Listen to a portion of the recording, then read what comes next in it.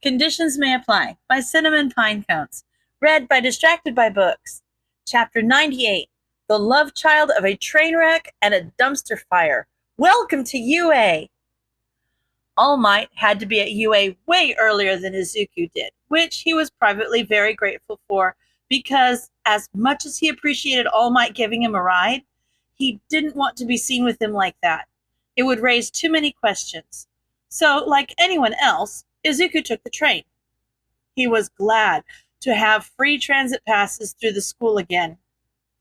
He'd only gone a little over a week without it, but the amount of times he had to go to the library to submit paperwork for UA had him wishing he wasn't too broke to afford the fare. He got there early and hid himself away like he always used to. He didn't know why. He supposed it was a habit, but he told himself it was just for today. Tomorrow, he will have gotten the lay of the land, and he won't be so afraid.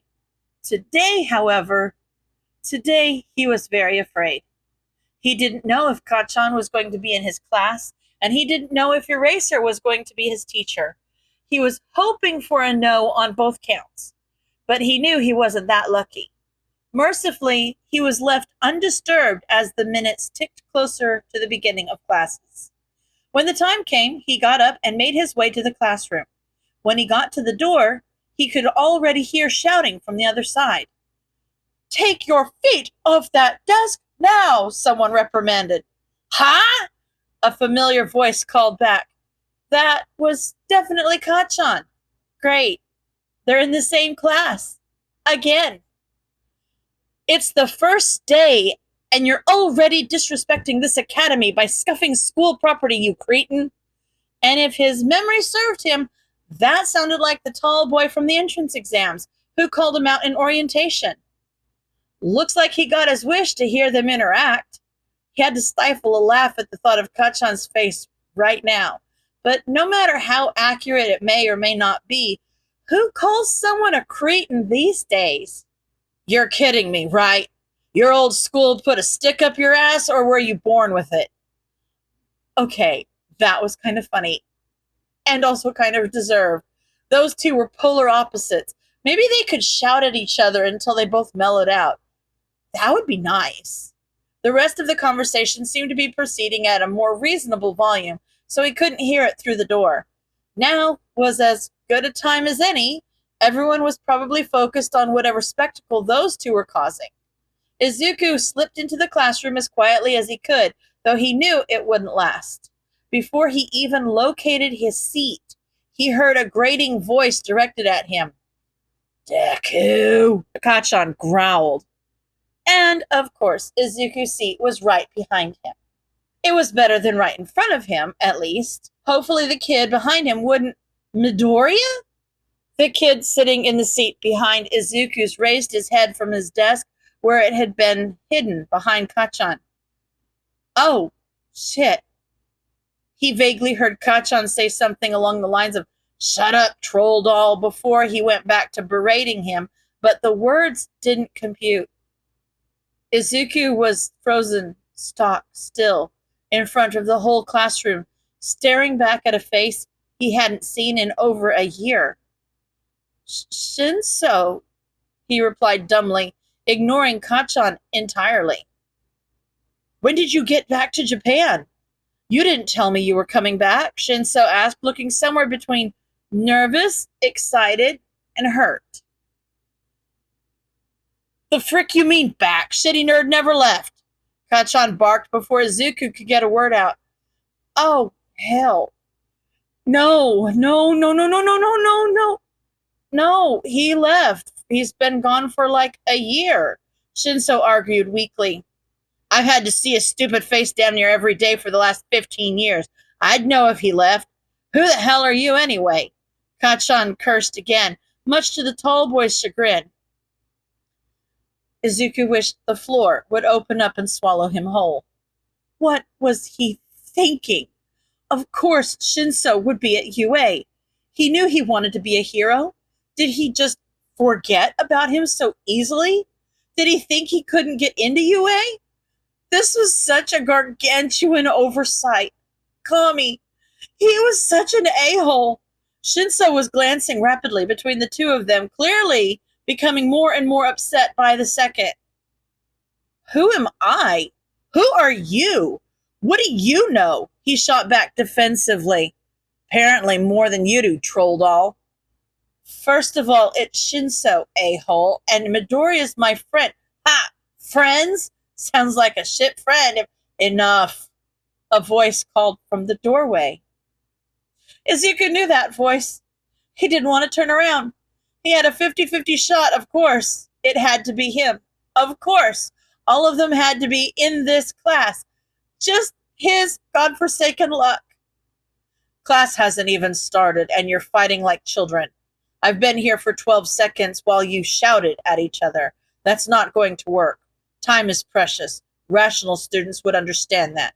He chided as he pulled out a bag of gym uniforms from what looked to be the gaudy yellow sleeping bag Izuku had seen a glimpse of a few months ago. I'm Shoja Aizawa, your teacher. That's enough of an introduction for now. Everyone grab a uniform, get changed, and head outside. Izuku still stood at the front of the class, took that as a golden opportunity to get the heck out of there. He grabbed a uniform and booked it to the locker room like a coward before anyone could get a word in. He'd already screwed up. All he did was walk in the room, and he already screwed everything up so badly. What was his problem? Why did he always screw everything up? He felt an all-consuming dread fall over him. His stomach had dropped to his feet, and his hair stood on end like a filthy rat that was being hunted and finally got cornered in an alley. He was doomed. Everyone saw. That was everyone's first impression of him, and that wasn't even to mention Shinso. How could he do this to him? How could he just wash his hands of their friendship and move on to better things like it never happened at all? Kami, he just wanted them to be safe. He couldn't let the gang track him back to them. He couldn't let them get caught in the crossfire like DJ, but that didn't excuse him not coming back. He was just too much of a coward to give himself something to lose again. He ducked into a stall and got himself changed as quickly as he could, leaving a long-sleeved undershirt on beneath his gym shirt, and snuck outside before anyone else had even made it to the locker room. Once he got outside, he realized that this wasn't really any better than the locker room. He was either stuck in there with Shinso and Kacchan, or he was stuck out here with Eraser. This was a nightmare. Kami, this was a sucking nightmare. Never in his wildest dreams could today have gone as poorly as it was going, and it hadn't even been 5 minutes since he crawled out of his hiding place. Ducking behind a nearby building, he curled in on himself and tried to calm his breathing. In, 2, 3, 4, out, 2, 3, 4. In, 2, 3, 4, out, 2, 3, 4. Was this an unfixable nightmare? Yes. Yes, it was. There goes any chance he had at fitting in. Any ideas about who he was supposed to be had been tossed out the window. He had well and truly committed social suicide a scant few seconds after walking in. But social suicide wasn't exactly a new concept for him. No one was going to like him. That wasn't new. This wasn't the end of the world. Shinso was going to hate him forever. That hurt. Shinso hated him, and it was all his fault, and the guilt was eating him alive, like maggots squirming around in a rotting open wound on his still living form. But that wasn't the end of the world. He wasn't here to be liked. No one needed to like him. No one liked him before. This wasn't new. He could do this. He could do this. The distant sounds of people talking told him it was about time for him to join his peers. He could do this. Shota knew this class was going to be a nightmare, but this was surpassing his expectations. Class hadn't even begun, and 4 of his students were already starting shit. From the little he had caught before he'd cut them off, it seemed to be pretty juicy drama as well. That green-haired kid apparently told Shinso he'd left the country to get out of something, though he's not entirely sure what. And the blonde kid apparently knew him as well and hated his guts for another unknown reason. Why Tenya was caught up in all of that, he wasn't sure, but he had a feeling it had to do with their lack of decorum. He was starting to care less and less about their supposed potential as the minutes ticked by and the first student had yet to join him on the field. He had already warned them about wasting time. Eventually, the majority of the students trickled out and the green-haired kid scurried over from a direction that certainly wasn't the locker rooms. He'd been hiding around the corner. Honestly, Shota couldn't blame him. He would have done the same, but the kid had lied himself into whatever mess he was in, and he wasn't even sure how many of them would be making it past today, so it wasn't his job to care yet. "Sensei, aren't we supposed to be at the orientation assembly?" the kid who had shown up late asked as they all settled into a semicircle in front of him. "If you want to make it in the big leagues, you can't waste time on pointless ceremonies. Here at UA, we're not tethered to traditions, which means I get to run my class however I see fit, and I refuse to let my time be wasted. I need to know where you stand. You've been taking standardized tests your whole lives, but you never got to use your quirks. That changes today." He looked down at his roster, scanning it for the first place scorer on the entrance exams. The names and faces had been lost to him over the last month or so. "Midoriya," he called out, and the green-haired kid looked up at him like he had just threatened to kill his mother. "Well, this was going to be interesting. You managed to get the highest score on the entrance exam. What was your farthest distance throw with a softball in junior high?" 62 meters, sir," he responded damn near inaudibly and shaking like a leaf the entire time. That was odd. This kid was odd. He understood a healthy amount of trepidation or embarrassment, but he looked like he was facing down the barrel of a gun. "What the hell are you talking about?" one of the kids who had been shouting earlier interrupted. "How could Deku have gotten the highest score? What did you do, you damn null?" he asked as he started toward Midoriya aggressively. His quirk was erased, and he was in a tangle of capture weapon on the ground before he even got 2 steps away from where he'd been standing. Did he just call him a null? What decade was it? What the hell was going on here? "Enough. Interrupt my class one more time and you will be dismissed. That language will not be tolerated anywhere on this campus. I expect a 5-page paper on slurs and their impact on marginalized communities on my desk by tomorrow morning if you want to keep your place in this school," he ordered as he scanned the rest of the class. Most of them looked sufficiently horrified, but Midoriya's jaw was practically on the ground. "This warning goes for all of you. If I hear slurs of any kind come from your mouths, your expulsion will be immediate. Is that understood?" he asked. He got mumbles of acknowledgement, a few yes sirs, and a lot of nods, but Midoriya was still just looking at him with a stunned expression. When their eyes locked for the second time, the boy seemed to knock himself out of whatever trance he'd been in and nodded along with his peers. "Good. Now, Midoriya, throw this with your quirk," he instructed as he held the ball out for Midoriya to grab. The blonde kid, Bakugo, if he was reading the tiny pictures on his roster correctly, scoffed as Midoriya walked to the front of the class and took the ball. The hand that reached back to him was shaking and had 2 gruesome scars that wrapped around it. He knew better than to ask, but this kid just kept giving him questions. "Anything goes, just stay in the circle and throw it as far as you can," he prompted when the boy just looked back at him cluelessly. He looked terrified as he faced the other way and took several deep breaths. At least he knew how to ground himself, though Shota had never met someone who knew how to properly employ breathing exercises without having gone through something awful to necessitate it. Questions, questions, questions. Shota gave him the time he needed and waited patiently. Eventually, the kid took his stance and poised himself to throw the ball. Midway through his throw, Green sparks started crackling over his body, and Shota remembered what had happened the last time he saw that. He erased his quirk instinctively, and the ball sailed a respectable 70.6 meters before rolling to a stop. Midoriya stood there stiffly, looking like he'd just been scolded.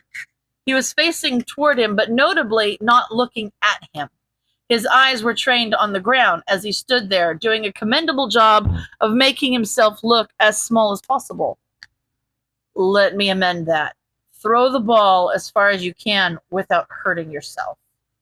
The kid's face paled even more than it had been, and he nodded shakily. Shota tossed him another ball, and he caught it deftly before awkwardly looking back toward the field. Bakugo looked like he was about to self-destruct, but he was being quiet enough, so Shota let it slide. Again, green sparks formed around the kid, and this time Shota let them. There was a shock wave strong enough to blow his hair out of his face for a moment, and the softball went flying. The number tracking its progress on his phone kept climbing higher and higher. The ball had long since left his field of view when the number settled on 1,253 meters, and the kid was still standing, seeming no worse for wear. Well, no worse for wear physically, at least. 1,253 meters. Good. Rejoin your class, he instructed. Midori skirted around the group, giving everyone a wide berth as he made his way to the back of the pack. He was wringing his hands in a way that must have been painful, and Shota kept a subtle eye on him as he scanned the class like he was looking for a threat. 1,253 meters? Are you kidding me? Another blonde boy spoke up, sounding understandably impressed. This is going to be fun, one of the girls exclaimed. A positive interruption was a nice change of pace. Too bad he had to squash that. So you think this is all for fun, huh? You have 3 years here to become a hero, and if you don't take it seriously, you won't make it to graduation. This test is to gauge your potential. Whoever comes in last will be deemed to have none and will be immediately expelled, he announced. He wasn't sure if he was lying about that yet. Time would tell. Ochako was freaking out. She had gotten lost and showed up late for the first day of classes. Luckily for her, the teacher seemed to be too busy yelling at everyone to notice, and she was able to sneak in and grab a uniform during all the commotion. And that boy from the entrance exam was here, but he looked spooked, and she doesn't think he even noticed her when he darted out of the classroom. She followed the rest of the girls on a mission to find the locker rooms, which wasn't too difficult now that she wasn't alone and wasn't so worried about getting in trouble for being late. What the heck was all that about? Did they all know each other? What are the chances of that? A pink-haired girl asked no one in particular. Well, they both knew the green-haired kid. They didn't know each other. She heard someone correct, but couldn't see who. Her query was answered when she saw a floating shirt pull itself over a floating bra and take the form of a torso. She must be invisible. That's so cool. She was probably going to be a super successful stealth hero. I wasn't expecting to get such a large serving of tea on my first day, but I'm not complaining, the pink girl shot back. Tea? A tall girl who had her hair up in a ponytail asked with a confused expression, prompting the two girls who had been talking to giggle. Tea like gossip, not tea like tea, the invisible girl explained. Ah, yes, the other girl replied, still sounding confused. That was rather unusual. I can't imagine what would prompt someone to lie about moving to another country. Yeah, I gotta know what's going on there. I want to side with the purple kid, but that blonde was being so mean to the poor green guy that I kind of feel bad for him. Maybe purple hair is nuts and lying about leaving the country was a perfectly valid thing to do. You can't judge a book by its cover. The girl with the pink hair tossed in her 2 cents. What? She felt the question fall from her mouth before she could think better of pointing out her tardiness. Oh, did you not hear? You missed so much, girl. I'm Mina, by the way. I don't think I've gotten anyone's names yet. It's been so crazy already. Oh, yeah, I got lost and was a little late. I was hoping that Sensei wouldn't notice. I'm Uraraka. She introduced herself to the group. I'm Hagakure. The floating gym uniform called out. I'm Yaoyorozu. But you can call me Momo, or Yaomomo, the tall girl said. Jiro, a shorter girl with purple hair, stated plainly. Ah, sweet, but call me Tsu, please. A girl with her long green hair tied in a cute bow concluded their introductions. All right, nice to meet you all. Does anyone know the names of the boys who were fighting? Mina asked. That one guy introduced himself as Ida, but he was barely involved in the whole thing. Jiro spoke up. The one with the purple hair said his name was Shinso, and he called the one with green hair Midoriya. Sue finished. Leave it to the quiet ones to get all the info. Sweet. That's better than explaining this all with the color of their hair. Does anyone know Blondie's name? Mina asked. Everyone shook their heads. Okay, that's fine. So, Ida was yelling at Blondie for putting his feet up on the desk, and Blondie seems like a total douchebag and starts insulting him, which, is kind of fair because Ida was being too much, but that's besides the point. Midoriya walks in, and Blondie, what did he call him? Deku? He calls him Deku and starts insulting him to hell and back. And I'm not even going to try and repeat that, but all the shouting gets Sleepy's attention. Shinso. Hagakure interrupted. Yeah, Shinso was trying to ignore everything and had his head on the desk. But he looked up and saw Midoriya and interrupted Blondie's completely unprompted roast session, asking Midoriya when he got back to Japan. But according to Blondie, he'd never left. They must be from the same school or something because he said he'd seen him every day for the past 15 years. She finally concluded. I don't know who to believe at this point, Hagakure said as they all made their way out of the locker room. If Midoriya's heart rate is anything to go by, he was lying about something. Jiro added. When Ochako looked back with a confused expression, she noticed headphone jacks that seemed to be growing out of Jiro's ears. She must have super hearing or something. That was really cool, too. Wow, I guess I really need to make it to class on time, she joked. Most of the girls laughed at that, but the more quiet of the bunch just smirked. Ochako would take that as a win. Midoriya was at the same testing center as me. I didn't talk to him much, but he was really nice. He helped me out big time. I probably wouldn't be here without him, Ochako admitted. She might be biased, but she didn't want everyone to be ragging on him. Ooh, interesting. I guess we'll just have to wait and see what the deal is, Mina replied as they made their way out to the field where their sensei was waiting. Ochako could see why Mina didn't want to repeat what Blondie had said to Midoriya. He just called him a null in front of the whole class, presumably for a second time. She was glad Aizawa-sensei shut that down quick because she was about to add a fifth person on the ongoing class argument if he didn't. Why did he even call him that? Midoriya had a super powerful quirk. But it did break his bones. Did it always do that? That would make him functionally quirkless, she supposed, but that blonde kid was being an ass about it. They were in school to learn how to control their quirks anyway. If he managed to get the top spot, then he deserved to be here. She didn't know who to side with about the whole leaving the country lie debacle, but she knew she definitely didn't side with that blonde kid. What an ass! Midoriya still looked terrified as he shuffled his way to the back of the class after his ball throw. Whatever he did, he clearly felt awful about it, but why did he look so scared? She got the feeling that Aizawa-sensei wasn't the type of teacher to allow talking in class, but he was standing pretty far away and focusing on whoever was currently up to bat. So she figured she might be able to get away with seeing if he was all right.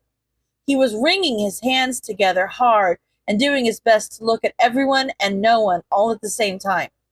Was this really the same kid from the entrance exam?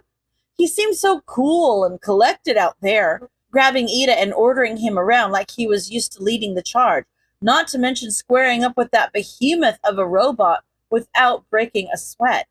If that hadn't been enough to spook him, then what the hell was going on here that had him scared enough to make his hands tremble? Hey, Midoriya, right? I never got the chance to introduce myself. I'm Uraraka, she whispered just loud enough for the two of them to, and possibly Jiro, to hear. Midoriya looked up at her with a tense smile and gave her a jerky nod in response. Are you all right? She asked, and she was pushing her luck talking in class, so she didn't have time to beat around the bush. Yeah, I'm fine, Midoriya replied unconvincingly. Whatever was going on, he clearly didn't want to talk about it, but it felt wrong to just leave him there alone. She didn't want to push, but she also didn't want to make it seem like she didn't care. I'm glad you got in, she decided to say. You too, he replied with a barely there smile. It was small, but it seemed more genuine than the last one. She wanted to help, but she didn't know how. If the not-so-subtle way Midoriya was shuffling away from her meant anything, then he probably just wanted to be left alone. She didn't want to do that, but she could imagine it wouldn't be comfortable to have a virtual stranger prodding at you while you were so scared you looked like you might start hyperventilating. She could keep an eye on him. Maybe they could talk once he'd calmed down. Izuku was so close to losing it. He felt like he was going to lose his breakfast at the very least. He had never been so afraid of so many things at once. He was scared of Eraser recognizing him. He was scared of Shinso's anger. He was scared of what his classmates were thinking about him. He was scared of not doing good enough, and he was scared of doing too well. He didn't want to disappoint All Might, who he'd spotted around the corner where Izuku had been hiding earlier. But there was an ingrained part of him that told him that he'd better not outperform his peers, and if he wanted to have his teeth to remain unkicked in by tonight, then there was no way in hell he was allowed to outperform Kacchan. It was stupid. He had a quirk now, and Eraser didn't let Kacchan push him around. Izuku was still trying to process that among everything else that was going on. He kept reminding himself that he wasn't Deku anymore, not here. But he still found himself running just a little bit slower, stretching a little less far, and jumping a little less high than he knew he probably could. He wasn't going to get last, but he certainly wasn't going to get first. Not like this. He was getting angry at himself the more he did it. He couldn't keep dumbing himself down, not when he had All Might's reputation to live up to. But every time he thought he might be catching up to Kacchan, it was like his heart stopped and ice ran through his veins, leaving him frozen like a deer in headlights.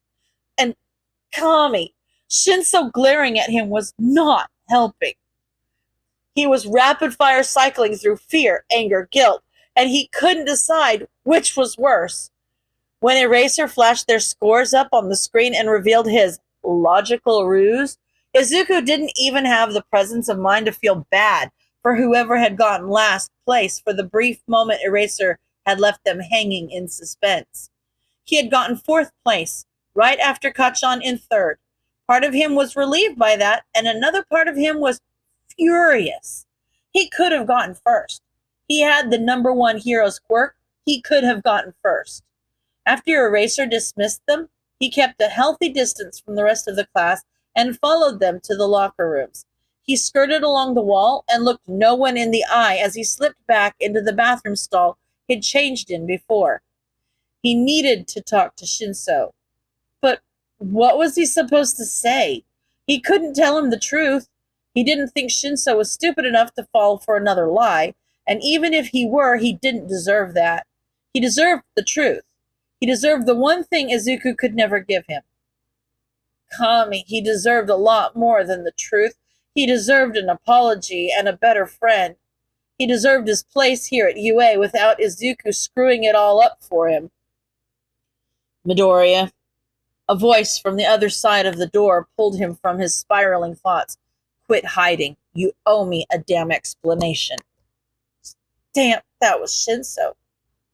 Open the door, he demanded coolly. Izuku didn't have the heart to disobey. He hadn't even started changing, but he pulled the door open regardless. Shinso was standing there in his UA Hero Course uniform, looking down at Izuku with barely contained fury. The look was enough to have him nearly flinch away. The same part of him that forced himself to lag behind Kachan told him that Shinso was a threat. They were alone, Izuku was cornered, and Shinso was angry. He was at school. That meant he was Deku, and Shinso was bigger than him, and there was no one else around, and Shinso was angry, and he had nowhere to run and explain. Shinso's voice snapped him out of his head again. His heart rate had skyrocketed, and fear muddled his thoughts. He couldn't think of the words to explain how he felt. He could hardly even understand what Shinso was saying. That's it. You're afraid of me, that's why you left, Shinso concluded after Izuku just stared at him blankly. He went to turn around and walk away, and something in Izuku's heart snapped at the glimpse he had caught of Shinso's expression before he turned and hid it from view. No, that's not... I'm not... He couldn't bring himself to finish that sentence. He couldn't lie to Shinso again. It was true. Izuku was terrified of Shinso right now, but it wasn't for the reason Shinso thought, and the words to explain that got caught somewhere in his throat. Quit lying! I'm sick of it! Shinso yelled, turning around again quickly. The sudden movement and volume made Izuku flinch, and he saw how that reaction made Shinso's anger soften to something more akin to resignation, something like disappointment. I'm not. I didn't mean. I'm sorry. He did his best to claw himself out of his own head. He wasn't Deku. Shinso was a good person. He wasn't going to hurt him. This was UA. Things were different now. Yes, I'm scared of you right now, but not because of your quirk. Bullshit, Shinso interrupted. You could beat my ass if you wanted to. The heck else is there to be afraid of? I'm not lying. I swear. And why should I believe you? Shinso challenged. Because it's true? Izuku insisted weakly. Then why did you leave? Shinso asked again. It was better if you weren't around me. I'm sorry. I don't want another stinking apology. I don't want another lie. I want the truth. You were my best, my only friend for 2 years. Was that all just a game to you? Are you just screwing with me? No, then what? You deserve better than me. I'm not, I didn't. He cut himself off as tears started to fall down his cheeks. He tried to wipe them away, but they just kept falling. I'm sorry. I'm sorry. I don't want to hear it, Midoriya. Talk to me when you have an explanation. Other than that, just leave me alone, he said, turning on his heel and walking out of the locker room without another glance in Izuku's direction. Once he was alone, any semblance of composure crumbled. He shut the stall door again and curled in on himself in the far corner between the toilet and the wall. This was too much. Everything was too much, and he couldn't get enough air in his lungs. His hands were gripped in his hair hard enough to pull out a few strands, but he didn't even notice. The pain was negligible and not nearly enough to ground him right now. It felt like molten glass had been poured down the back of his neck, burning his skin with his shame before hardening and leaving him stuck in his hunched-over position. Every muscle in his body was taut like a spring that was past its compression threshold and was just being crushed. Something had to give, but he was still in public. He was in the locker rooms where anyone could walk in. He couldn't let himself cry in here where people could hear him sniffle and gasp for air. Izuku didn't have the presence of mind to think about it as he let himself sink his nails into the skin just above his ankles, hard enough to draw blood. He didn't come back to himself until the blood had flowed down and begun to dampen his thankfully red shoes. Once he realized what he'd done, he pulled his hands away and tucked them to his chest like they'd been burned.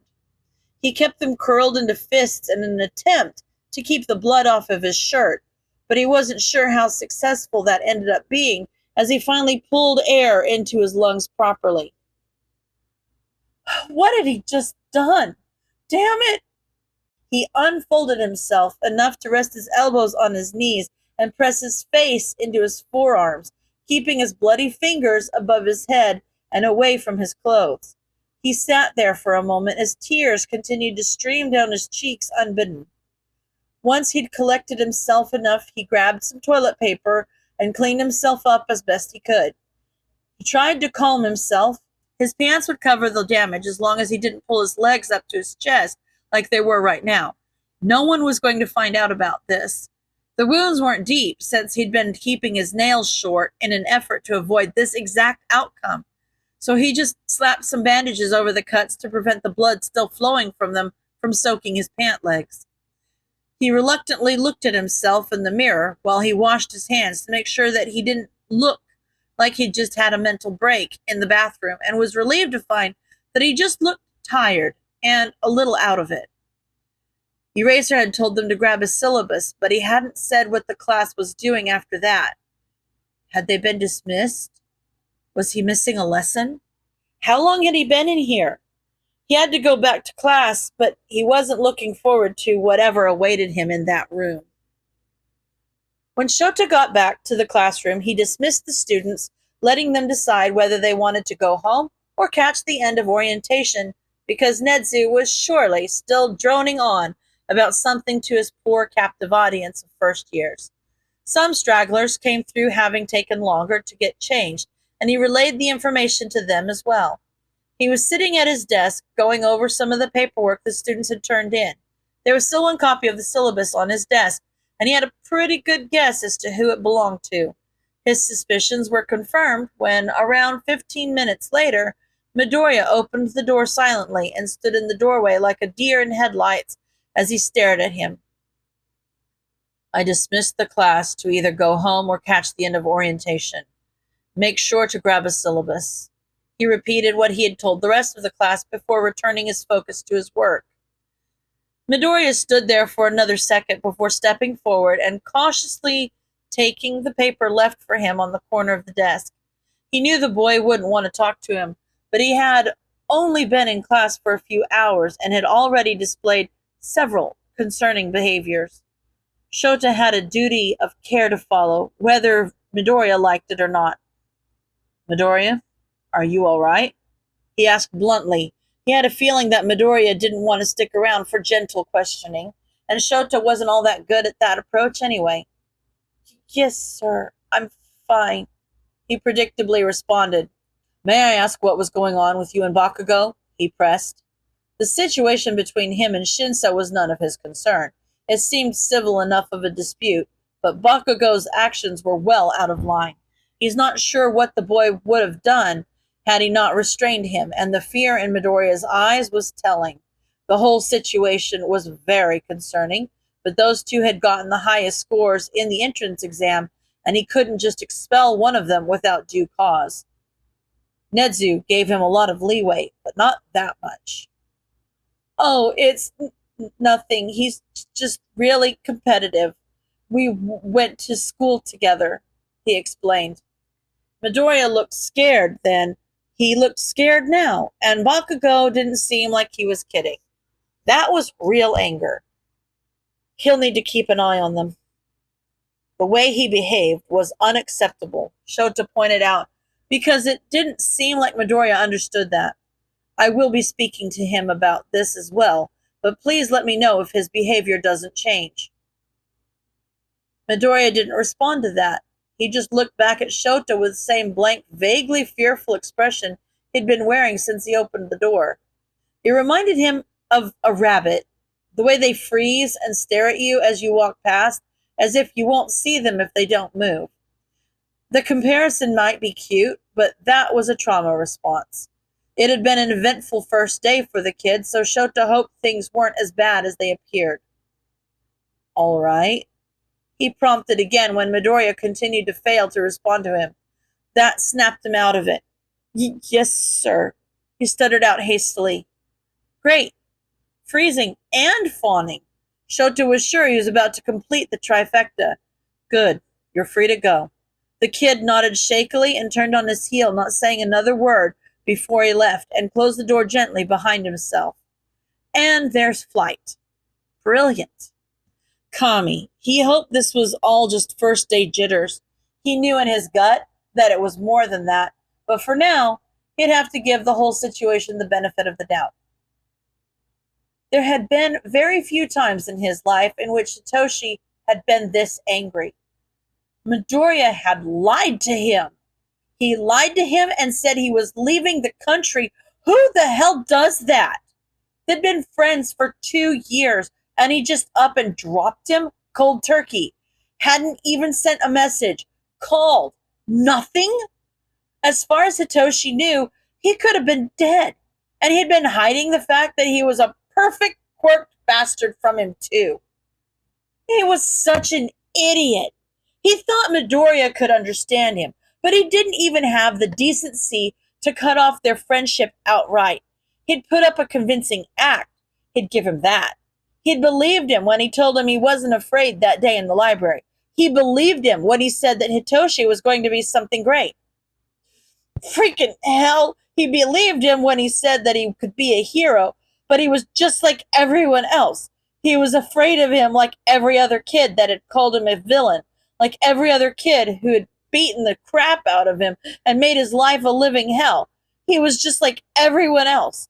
And gosh, that hurt so much more than anything those other kids had ever done to him. Seeing Midoriya cower in front of him like that hurt more than he could ever put into words. He did his best to remind himself that he was in UA.